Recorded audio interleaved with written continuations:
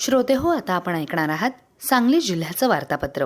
या वार्तापत्रात जिल्ह्यात सामाजिक समता सप्ताह विविध उपक्रमांनी साजरा, मुख्यमंत्री रोजगार निर्मिती कार्यक्रम योजनेच्या अंमलबजावणीत जिल्हा राज्यात अव्वल आणि जिल्ह्यात अवकाळी पावसामुळे अनेक फळपिकांचं नुकसान यासह ऐकूया आमचे सांगली जिल्ह्याचे प्रतिनिधी महेश भिसे यांनी पाठवलेला ठळक घडामोडींचा हा आढावा. भारतरत्न डॉक्टर बाबासाहेब आंबेडकर यांच्या 135व्या जयंतीनिमित्त सांगली इथं आयोजित सामाजिक समता सप्ताह मोठ्या उत्साहात साजरा करण्यात आला. या सप्ताहाच्या प्रारंभी सामाजिक न्याय विभागाच्या योजनांची माहिती देणाऱ्या चित्ररथाचं अनावरण करण्यात आलं. तसंच Vasantdada Patil institute of management studies and research Sangli इथं अंधश्रद्धा निर्मूलन आणि जादूटोणा विरोधी कायद्याबाबत प्रबोधनपर कार्यशाळा घेण्यात आली. ज्येष्ठ नागरिकांसाठी कार्यशाळा आणि महिला मेळावा घेण्यात आला. समाज कल्याण विभागाच्या शासकीय निवासी शाळा आणि वसतिगृहांमध्ये विद्यार्थ्यांसाठी विविध स्पर्धा घेण्यात आल्या. डॉक्टर आंबेडकर यांच्या जयंतीचं औचित्य साधून ग्रामपंचायत क्षेत्रात 135 वृक्षांचं रोपण करण्यात आलं.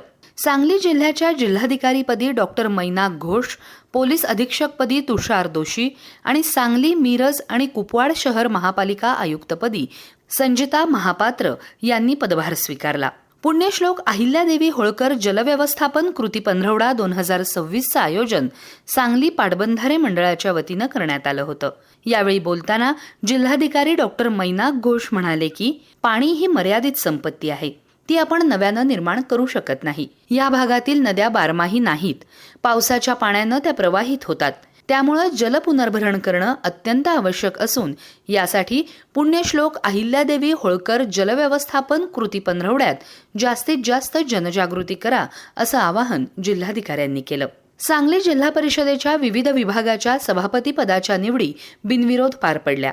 महिला बालकल्याण समिती सभापतीपदी राष्ट्रवादी काँग्रेस पक्षाच्या स्नेहल मोरे, समाज कल्याण सभापतीपदी राष्ट्रवादी शरदचंद्र पवार पक्षाचे दादासाहेब कोळेकर, कृषी पशुसंवर्धन विभाग सभापतीपदी राष्ट्रवादी काँग्रेस पक्षाच्या सावित्री पाटील आणि बांधकाम विभाग सभापतीपदी शिवसेनेचे पृथ्वीराज पाटील यांची बिनविरोध निवड झाली आहे. मुख्यमंत्री रोजगार निर्मिती कार्यक्रमाअंतर्गत सांगली जिल्ह्यानं 2025-26 या आर्थिक वर्षात उल्लेखनीय कामगिरी केली आहे. यामध्ये 176% उद्दिष्टपूर्ती साध्य झाली आहे. त्यामुळं या योजनेच्या अंमलबजावणीत सांगली जिल्हा राज्यात अव्वल ठरला आहे. याबाबत जिल्हा उद्योग केंद्राच्या महाव्यवस्थापक विद्या कुलकर्णी म्हणाल्या की जिल्हा उद्योग केंद्राच्या माध्यमातून राबवण्यात येणाऱ्या या योजनेअंतर्गत 1375 प्रकरणांना मंजुरी देण्यात आली असून युवक युवतींना स्वावलंबी बनवण्यासाठी मोठी संधी उपलब्ध झाली आहे. बँकांच्या सहकार्यानं कर्ज उपलब्ध करून देण्यात आल्यामुळं ग्रामीण आणि शहरी भागातील तरुण उद्योग व्यवसाय उभारण्याकडे मोठ्या प्रमाणावर वाटचाल करत आहेत. छत्रपती शिवाजी महाराज महाराजस्व समाधान शिबिर तहसील कार्यालय मिरज आणि अप्पर तहसील कार्यालयानं आयोजित केलं होतं.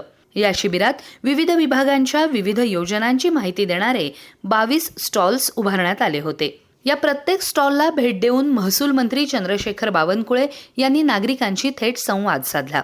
त्यानंतर छत्रपती शिवाजी महाराज यांच्या पुतळ्यास मान्यवरांच्या हस्ते पुष्पहार अर्पण करून कार्यक्रमाची सुरुवात झाली. यावेळी बावनकुळे यांच्या हस्ते प्रातिनिधिक स्वरूपात 52 लाभार्थींना लाभ वाटप करण्यात आलं. शिवाजी विद्यापीठ आणि भारतीय विद्यापीठ महासंघ यांच्याद्वारे महाराष्ट्रात सांगली इथं कृष्णा नदीत पार पडलेल्या अखिल भारतीय आंतरविद्यापीठ कनोईंग आणि कायाकिंग स्पर्धेत 19 पदकांसह अमृतसरच्या गुरु नानक देव विद्यापीठानं विजेतेपद मिळवलं. स्पर्धेत चुरशीची लढत देणाऱ्या मोहालीच्या चंदीगड विद्यापीठानं उपविजेतेपद मिळवलं, तर चंदीगडच्या पंजाब विद्यापीठाला 3ऱ्या स्थानी समाधान मानावं लागलं. अवकाळी पावसामुळे जिल्ह्यात तासगाव, कवठे महांकाळ, मिरज, वाळवा, पलूस, शिराळा आणि खानापूर तालुक्यातील अनेक फळपिकांचं नुकसान झालं आहे. पंचनामे करण्याचं काम सध्या सुरू असून 500 हेक्टर शेती क्षेत्राचं नुकसान झाल्याचा प्राथमिक अंदाज आहे. तर श्रोतेहो, हे होतं सांगली जिल्ह्याचं वार्तापत्र.